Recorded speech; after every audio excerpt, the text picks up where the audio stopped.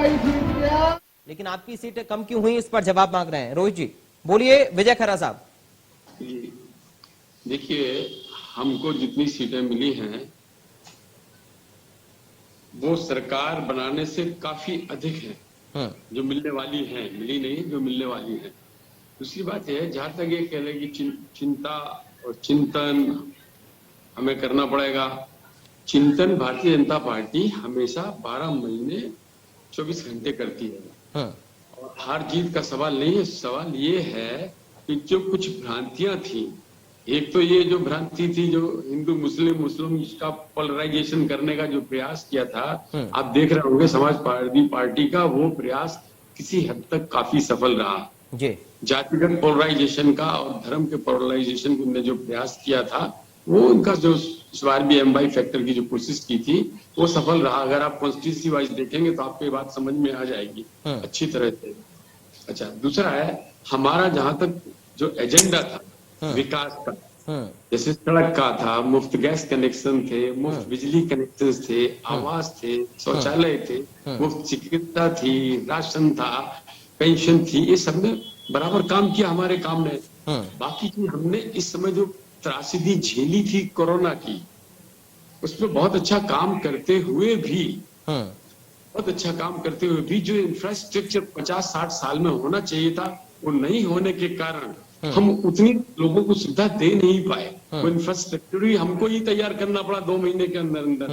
हर चीज का, चाहे अस्पताल हो, चाहे बेड्स हो, चाहे दवाई हो, चाहे इंजेक्शन हो। एक दूसरा कृषि बिल के लिए जो भ्रांतियां और झूठ फैलाया गया था, उस कृषि बिल की हम पूरी सच्चाई लोगों तक नहीं पहुंचा सके। अभी भी कोशिश करेंगे, इनको भी समझाएंगे, इनके भी समझ में आएगा। कृषि के जो नेता थे किसानों के, उनको भी समझाएंगे, हो सकता है उनकी समझ में आए। दूसरी बात, महंगाई की असर भी था। महंगाई से पूरी दुनिया ही इस समय झेल रही है महंगाई को, अकेला हिंदुस्तान नहीं है। कोई भी ऐसा देश नहीं है कोरोना के बाद जिसने महंगाई नहीं झेली हो। फैक्ट्री बंद थी, वर्कर्स नहीं थे, कर्फ्यू लगे हुए थे, बाहर निकल नहीं सकते थे, लोग घरों में थे, उत्पादन हुआ नहीं। ये सब कारण थे। मशीनीकरण तेजी से हो रहा है। इन सब बातों के कारण इन्होंने जो भी भ्रांतियां फैलाई कोरोना में, उसमें किसी हद तक ये सफल रहे। लेकिन हम तो 270 सीटों के आसपास हैं, हो सकता और भी बढ़ेंगी। कई बातें इस तरह से। दूसरी बात, हमने एक बात और नहीं की कि हमने अपने दूसरे जो राजनीतिक दल हमारे साथ थे उनके गलत रास्ते को बिल्कुल माना नहीं। भले हमने उनको खोया, लेकिन हमने माना नहीं, उनकी जिद बिल्कुल नहीं मानी। वो चले गए, कुछ उसका भी असर हुआ होगा। लेकिन हम यहाँ पर हैं, हम बहुत खुश हैं। हमारी कानून व्यवस्था, जनता ने उस पर मोहर लगाई है। ठीक है, अच्छी बात। योगी मोदी की जोड़ी सफल रही है। ठीक है, लौटूंगा आपके पास। सीएम पटनाई जी, आपसे मैं सर समझना चाह रहा हूँ आकलन आप कैसे कर रहे हैं, क्योंकि जो बातें लगातार सत्ता पक्ष कहता रहा कि हमने विकास किया, शौचालय बनवाए, घर बनवाए, उज्ज्वला योजना, तमाम सारी योजनाओं का जिक्र कहती रही बीजेपी, विकास का दावा करती रही। दूसरी तरफ महंगाई थी, रोजगार का मुद्दा था, सब फेल हो गया। आखिर ऐसा क्यों, इसका आकलन आप कैसे कर रहे हैं? देखिए, दरअसल जिस तरीके से मैं अपना सपा के भी मैं प्रवक्ता को सुन रहा था, मैं अपना भाजपा के प्रवक्ता को सुन रहा था। दरअसल अगर धरातल पर जाकर अगर इन चीजों का अवलोकन करते हैं कि मूल मुद्दे क्या थे और उनसे हटके किस तरीके से चुनाव प्रचार हुआ इसके लिए, और उसके बाद जनमानस के बीच में क्या उदाहरण रहे कि आज जो सामने हमारे सामने जो रिजल्ट आ रहे हैं वो इस तरीके से क्यों एक्चुअली आए।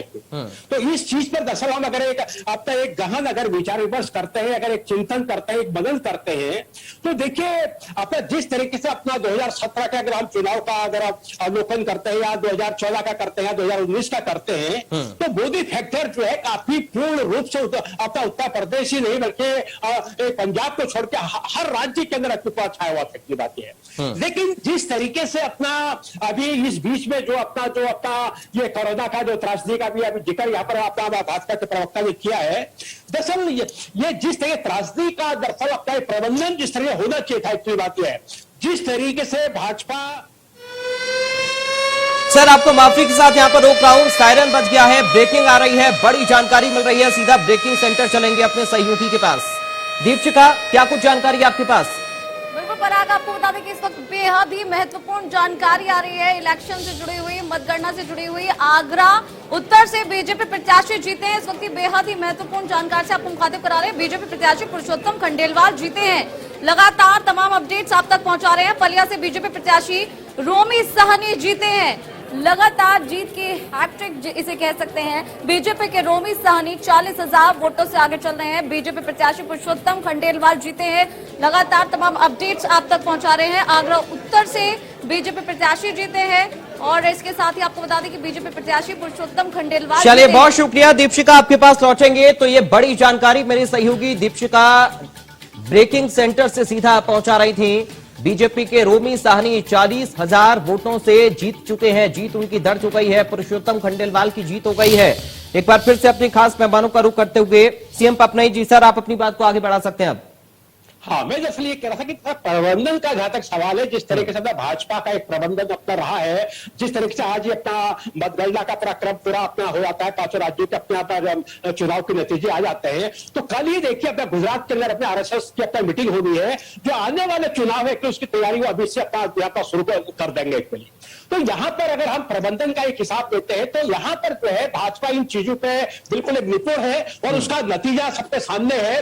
जिस तरीके से अपना जो है अन्य 4 राज्यों, पंजाब को छोड़कर अन्य राज्यों पर जिस तरह वो विजय हासिल कर रही है, और जिस तरीके से उत्तर प्रदेश के परिप्रेक्ष्य में भी अगर हम जिक्र करते हैं कि जिस तरीके से उनको अपना यहाँ पर जीत मिली है, हालांकि अपना जो है 53 सीट अभी वो अपना नीचे अपना डाउन कर रही है और अपना जो है एसपी 73 सीट अपना ऊपर अपना हाई अपना कर रही है, और कांग्रेस अपना जो है यहाँ पर अपने आप को लूज कर रही है, बीएसपी लूज कर रही है। और यहाँ पर अगर देखिए हम अगर एक अपना जिस तरीके से अपना मतदान का एक क्रम हमारे सामने आ रहा है, और अगर हम इसमें देखते हैं कि कई सीटें यहाँ पर ऐसी है, 10 सीटें ऐसी है जहां पर 97 वोट से लेकर के 2 वोट तक का बीच का एक मार्जिन से बहुत छोटा मार्जिन यहाँ पर है, और 10 ही सीट ऐसी है जहां पर 113 से लेकर के 279 वोट का अपना जो है मार्जिन है। चलिए अब ये किस ओर जाएगा, किस तरीके, जैसा कि भी आपने इन्फॉर्म किया है कि हमें बीजेपी का कैंडिडेट 40,000 वोट से जीता, इतनी बात है। तो यहाँ पर दूसरी ओर कई सीटें ऐसी है जो भी काफी कम मार्जिन से ऊपर नीचे चल रहे हैं। इसलिए कभी भी अपना जो मतगणना का क्रम जो आगे बढ़ते रहेगा, तो मैं समझता हूं कि वो किस ओर अपना दिशा पलटेगी। हालांकि यहाँ पर जो है भाजपा काफी भारी, और देखिए सर, तस्वीरें सामने आ रही हैं, ये बीजेपी की दफ्तर से तस्वीरें सामने आ रही हैं। बीजेपी का झंडा लहराते हुए बीजेपी के नेता और कार्यकर्ता बड़ी संख्या में इकट्ठा हुए हैं। जश्न का माहौल इस वक्त बीजेपी दफ्तर पर देखा जा रहा है, और अलग अलग शहरों में जहां पर जीत का जश्न है, वहां पर ये तस्वीरें वहां की इस वक्त सीधा लाइव और ताजा तस्वीरें सामने आ रही हैं। रुद्र विक्रम सिंह जी, आपके पास सर मैं आ रहा हूं। विपक्ष ये कहता रहा कि बीजेपी इवेंट मैनेजमेंट करती है, लेकिन दरअसल ये क्या बेहतर मैनेजमेंट था बीजेपी का, जिसका जिक्र अभी सीएम पपनाई जी कर रहे थे? देखिए 2014 के बाद जो चुनाव की रणनीति और चुनाव का जो प्रबंधन है वो पूरी तरीके से बदल चुका है। 2014 से पहले चुनाव एक आप कह सकते हैं कि कन्वेंशनल तरीके से चलता था, लेकिन जब से 2014 का लोकसभा इलेक्शन हुआ है, चुनाव की रणनीति, चुनाव का प्रबंधन बिल्कुल इसका कायाकल्प हो चुका है। और उसमें मुझे सिर्फ 2 ही पार्टियां दिखती हैं, जो एक आम आदमी पार्टी जो पंजाब में जीती और भारतीय जनता पार्टी। ये उस प्रबंधन में बिल्कुल बहुत सक्षम है। और आप देखिए कि आज ये लोग यहाँ जीत रहे हैं, 2 दिन बाद 4 दिन बाद आप देखेंगे कि जो अगले 3-4 राज्यों में चुनाव होने हैं नवंबर दिसंबर में, वो उनकी तैयारियों में जुट जाएंगे। अन्य पार्टियां, कांग्रेस जैसी पार्टियां, वो हारने के बावजूद भी ना वो मंथन करती हैं, ना वो चिंतन करती हैं कि हम क्यों हारे, बल्कि वो अपने आराम से, वो जैसे उनका जो रवैया होता है कि ठीक है कोई बात नहीं, हार गए, अगले चुनाव में देखेंगे। तो ये बीजेपी की जो जीत की ललक है, वो एक बहुत बड़ा फैक्टर होता है उनको जीत दिलाने में, क्योंकि उनका हर एक कार्यकर्ता, हर एक नेता एक इस ललक से चुनाव में जाता है कि नहीं मुझे जीतना है। दूसरा जो बीजेपी की नीतियां रही हैं, मैंने जैसा पहले भी कहा कि ये जो एक राशन, प्रशासन और ये बाबा का ये भगवा आसन, ये 3 चीजें बहुत ही मेजर फैक्टर रही हैं बीजेपी को जीत दिलाने में। पूरी कोशिश हालांकि बीजेपी की रही कि इसका श्रेय योगी को ना दिया जाए, इसका श्रेय नरेंद्र मोदी और भारतीय जनता पार्टी को दिया जाए, लेकिन मैं बिल्कुल पूरी जिम्मेदारी के साथ कह सकता हूं कि बहुत बड़ा श्रेय योगी आदित्यनाथ को जाता है उत्तर प्रदेश के जो जीत हुई है। क्योंकि आप उत्तराखंड से अगर आप मिलान करिए तो उत्तराखंड में खुद मुख्यमंत्री का चेहरा चुनाव हारने की ओर अग्रसर है, लेकिन कहीं वहीं आप योगी को देखेंगे तो योगी जो है बहुत एक बड़े अंतर से अपनी भी सीट वो जीत रहे हैं। और एक जो चेहरा जिसको प्रोजेक्ट किया जा रहा था कि अगर सीटें कम होती हैं या फिर सीटों में कुछ गड़बड़ी होती है, कहीं गठबंधन करना होता है, तो एक वो जो ओबीसी का चेहरा है, जो उप मुख्यमंत्री भी हैं, उनको प्रोजेक्ट किया जा रहा था कि, और वो ताक में भी बैठे हुए थे कि सीटें कुछ गड़बड़ाए, कुछ गठबंधन की स्थिति आए तो मैं मुख्यमंत्री का चेहरा प्रोजेक्ट कर जाऊं। तो वो भी अब वो अपनी सीट जो है मुझे लगता है कि वो बचा पाएंगे। अभी पीछे चल रहे हैं, अभी देखते हैं कि शाम तक क्या स्थिति होती है जी। तो ये इस बात को आप बिल्कुल नहीं नकार सकते कि बीजेपी का प्रबंधन और बीजेपी के जो चेहरे हैं वो बिल्कुल ठीक है। आपके पास सर मैं लौटूंगा। हमारे चैनल हेड अरविंद चतुर्वेदी ने सुनील बंसल के साथ बातचीत की है, सुनिए क्या कुछ एक खास बातचीत रही। संगठन के महामंत्री हैं सुनील जी, जिस समय आप रणनीति बना रहे थे, जिस समय चिंतन कर रहे थे, आपको क्या उम्मीद थी कि इतनी बड़े बहुमत से एक बार फिर से बीजेपी आएगी? हम पहले दिन से ही इस बात पर आश्वस्त थे कि उत्तर प्रदेश में फिर से भाजपा की हमारी सरकार बनेगी, क्योंकि माननीय मोदी जी का नेतृत्व और उत्तर प्रदेश में 5 साल में जो योगी जी ने काम किया और ग्राउंड लेवल पर जाकर जो कार्यकर्ताओं ने परिश्रम किया, मैं मानता हूं कि हमको यही एक उम्मीद थी कि फिर से हम पूर्ण बहुमत की भाजपा की सरकार बनाएंगे। सुनील जी, जो डबल इंजन सरकार की जो परिकल्पना प्रधानमंत्री नरेंद्र मोदी, गृह मंत्री अमित शाह जी ने और आप लोगों ने मिलकर दी, मुझे लगता है कि अब वो चरितार्थ हो रहा है कहीं ना कहीं। बिल्कुल बिल्कुल, मोदी जी और योगी जी का हमारा ये जो कॉम्बिनेशन था उत्तर प्रदेश में चला है। लेकिन एक और बड़ी बात मैं कहना चाहता हूँ, बहुजन समाज पार्टी का बड़ा वोट बैंक का जो चंक था वो भी आपकी तरफ सुनील जी शिफ्ट होता हुआ नजर आ रहा है, और खास तौर पे उनकी सीटें तो कम हो ही गई हैं, लेकिन आपके लिए एक उत्साह की बात है कि 2024 में आपकी चिंता बड़ी कम हो गई है। नहीं, उत्तर प्रदेश में माननीय मोदी जी की जो गरीब कल्याणकारी योजनाएं हैं, मेरा मानना है समाज के हर वर्ग तक वो पहुंची है, और ये कोई किसी एक पार्टी का वोट बैंक नहीं है। वास्तव में ये जो गरीब को योजनाओं का लाभ मिला है, उसका एक बहुत बड़ा समर्थन हमको इस चुनाव में मिला है। सुनील जी, एक चीज और मैं देख रहा था कि जिस तरीके से एक एक संगठन में एक एक जगह बूथ कार्यकर्ता से लेके जिला अध्यक्ष से लेके सारे लोगों को आपने एक करने, उत्साह करने, और बाद में प्रधानमंत्री जी ने जिस तरीके से बनारस में कार्यकर्ताओं के बीच में उत्साह भरा, अपने संदेश को लोगों तक पहुंचाने का काम किया, मुझे लगता है कि इन सारी चीजों ने एकदम एक भारतीय जनता पार्टी को एकदम बूम कर दिया। बिल्कुल, माननीय मोदी जी का जो मार्गदर्शन मिला, उसके कारण से कार्यकर्ता उत्तर प्रदेश का एक चार्ज था, और वास्तव में ग्राउंड लेवल पर जाकर उसने काम किया, उसका ही एक परिणाम ये दिख रहा है। तो अब बाबा का बुलडोजर चलता रहेगा। ये थे सुनील बंसल, संगठन महामंत्री, और जिस तरीके का कॉन्फिडेंस सुनील बंसल में दिख रहा था वो पहले दिन से था, और उन्होंने एक बार भी ये नहीं कहा था कि भारतीय जनता पार्टी कहीं से भी बहुमत में नहीं आएगी। और मैं आपको ये भी बताना चाहता हूं कि सुनील बंसल ही वो व्यक्ति हैं जिन्होंने ये कहा था कि हम 270 से ज्यादा सीटें जीतेंगे, और लगभग भारतीय जनता पार्टी उसी के करीब पहुंचने जा रही है। अमीश के साथ मैं अरविंद चतुर्वेदी, इंडिया न्यूज, लखनऊ, उत्तर प्रदेश।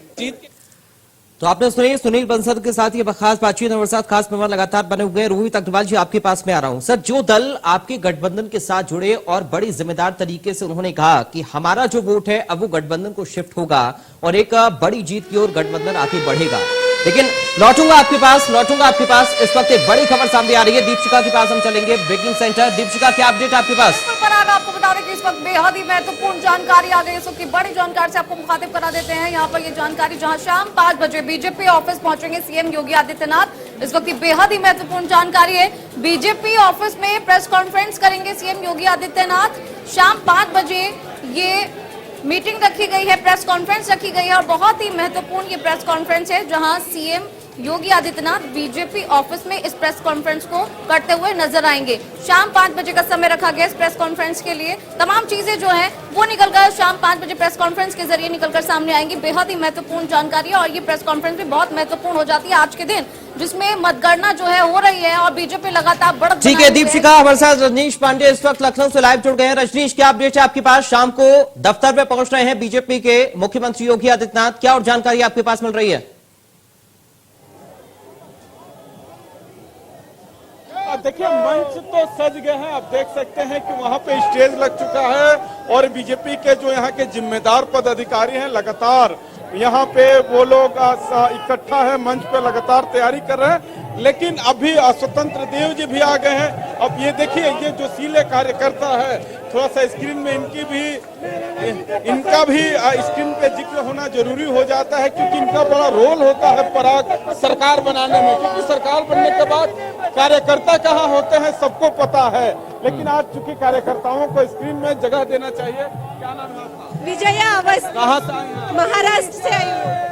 देखिए, पराग, जिस बुलडोजर की चर्चा होती थी कि बाबा बुलडोजर, बुलडोजर लेके भी उनके समर्थक यहाँ मैदान में आ गए हैं। आप देख सकते हैं और हालांकि स्क्रीन पे दर्शक देख ही रहे हैं कि बुलडोजर का रुख किधर है।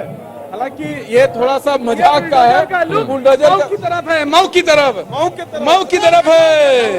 देखिए बुलडोजर का रुख मऊ की तरफ है, जहाँ पे मुख्तार अंसारी के लड़के अब्बास अंसारी चुनाव लड़ चुके हैं। कि हालांकि अभी तो ये यही है, लेकिन कब बुलडोजर मुख्तार वहाँ मऊ लेके जाएंगे नहीं ललकार होगी। तो आगे भी मैं पराग स्क्रीन पे दिखा रहा हूँ कि देखिए यहाँ पे डांस भी लोग कर रहे हैं, क्योंकि पूरा जोश है। जिस तरीके से एक कंट्रोवर्सी बनी हुई थी सरकार को लेके, यहाँ पे आप देख सकते हैं कि यहाँ पे कार्यकर्ता लगातार यहाँ पे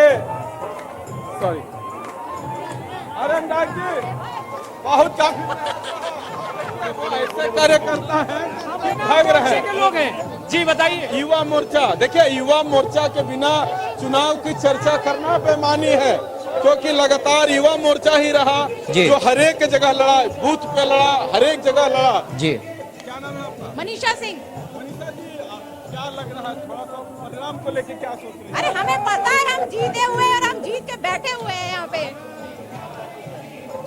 ये परिणाम के बारे में निष्कर्ष निकालने की आवश्यकता उन लोगों को है जो कह रहे थे जिनकी 400 सीटें आ रही हैं। मैं बिल्कुल कह रहा हूं उनकी 400 सीटें आ रही थी। 40-50 जो विधानसभा में आ जाएंगी, बाकी या तो टेंट हाउस से उनने मंगा ली है। उनकी 400 सीटें उन्होंने वहीं से गिनी थी। उत्तर प्रदेश की जनता ने बता दिया कि उत्तर प्रदेश भगवामय था, भगवामय है और भगवामय रहेगा। देखिए कार्यालय में बुलडोजर भी घूम रहा है, तो क्या बुलडोजर का काम? अब उस बुलडोजर की चिंता उन लोगों को करने की आवश्यकता है जो साइकिल पर बैठ गए थे। साइकिल पंचर हो गई है, नलका जाम हो गया और फिर से बाबा का। समाजवादी पार्टी के राष्ट्रीय अध्यक्ष जी के पास ना तो बहू है ना तो बहुमत है। ये परिणाम है सुशासन का, जो हमारी बात तो बहुत बिल्कुल यही तो, इसीलिए बहुमत भी साथ है। और आप लोग यहाँ से अच्छा है अमौसी में जाके देखें तो आपको अखिलेश यादव जी भी लंदन पे जाते हुए मिल जाएंगे। रजनीश, होली मन रही है, देख सकते हैं बीजेपी के नेताओं की होली मन रही है, क्या गुलाल मुझे नजर आ रहा है? होली मन रही है। आप स्क्रीन पर देखिए पराग रोज आप स्टूडियो से करते हैं, आज फील्ड से करने दीजिए। देखिए ये भाजपा का झंडा जोश में कार्यकर्ता है, कार्यकर्ता मिठाई बांट रहे हैं, क्योंकि कार्यकर्ता कह रहे हैं कि तो हमको तो बुलडोजर से मतलब है, हमको तो विकास से मतलब है। और ये डांस, ये जंजीरा अच्छा भी हो रहा है। और बड़ी खबर इस वक्त सामने आ रही है। रजनीश, आपको रोकना चाहूंगा। दीपिका, क्या जानकारी आपके पास? Deepika, over to you. इस वक्त आ गई है यहाँ पर। आपको बता दें कि बेहद ही महत्वपूर्ण खबर से आपको मुखातिब करा देते हैं। ये खबर सहारनपुर से आ रही है, जहां देवबंद से बीजेपी प्रत्याशी ने जीत दर्ज की है। इस वक्त की बड़ी जानकारी सहारनपुर से, जहां कुंवर ब्रजेश सिंह ने सपा प्रत्याशी को हरा दिया है। बड़ी जानकारी है यहाँ, आपको बता दें कि कुंवर ब्रजेश सिंह ने सपा प्रत्याशी को हराया है। सहारनपुर से ये जानकारी जो कि देवबंद से आ रही है, जहाँ देवबंद से बीजेपी प्रत्याशी ने जीत दर्ज की है। ये अपने आप में बड़ी जानकारी है। देवबंद से बीजेपी प्रत्याशी ने जीत दर्ज की है। यहाँ पर आपको बता दें कि हर अपडेट हम आप तक पहुंचा रहे हैं। सहारनपुर से ये जानकारी, जहां देवबंद से बीजेपी प्रत्याशी ने जीत दर्ज की है। कुंवर ब्रजेश सिंह ने सपा प्रत्याशी को हरा दिया है। ये बड़ी बात है सपा के प्रत्याशी। चलिए दीपिका, ये बड़ी जानकारी हम तक पहुंचा रही थी और ये बड़ी और अहम जानकारी लगातार दीपिका ब्रेकिंग सेंटर से हम तक पहुंचाने। एक बार फिर से हम लखनऊ आपको लेकर चलते हैं। रजनीश लगातार हमारे साथ बने हुए हैं बीजेपी दफ्तर से। Rajneesh, over to you.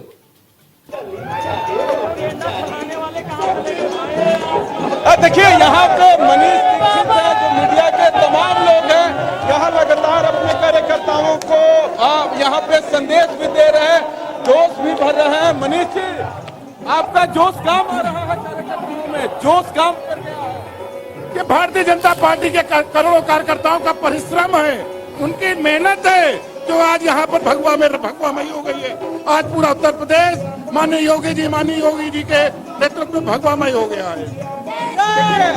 ये वो लोग हैं जिनकी पार्टी कार्यालय पर जिम्मेदारी होती थी, और जहां तक नजर जाएगा पराग, यहाँ पे जोगीरा बज रहा है, जोगीरा सारा रा और जोगीरा सारा रा पर ये हाथ बजा के जो कह सकते हैं कि लग रहा है कि लोग प्रशिक्षण का इंतजाम कर लिए हैं। वो लोग लगातार डांस कर रहे हैं। ये देखिए चश्मा लगा के, देखिए स्टाइल के भी मामले में जो बीजेपी के कार्यकर्ता, उनका कोई जवाब नहीं है। देख लीजिए, जानते हैं भाई साहब, गुलाल अबीर और चश्मा का कलर। क्या उम्मीद है आगे सरकार को? अब उम्मीद जो विकास के कार्य हुए हैं, जिस मुद्दे पर हमने चुनाव लड़ा था, उस मुद्दे पे हमारे ऊपर भाजपा जनता ने वोटर्स का, वहीं पर आभार प्रकट करता हूं आदरणीय मोदी जी का, जिन्होंने हमें नेतृत्व दिया है, और भारतीय जनता पार्टी के हर कार्यकर्ता का, जिन्होंने दिन रात एक करके मेहनत की है। कार्यकर्ता के बिना कुछ भी संभव नहीं था और जनता के आशीर्वाद के बिना कुछ भी संभव नहीं था। मैं धन्यवाद इन दोनों का करता हूं और मोदी जी, योगी जी को एक बार फिर बहुत बहुत बधाई और शुभकामनाएं देता हूं।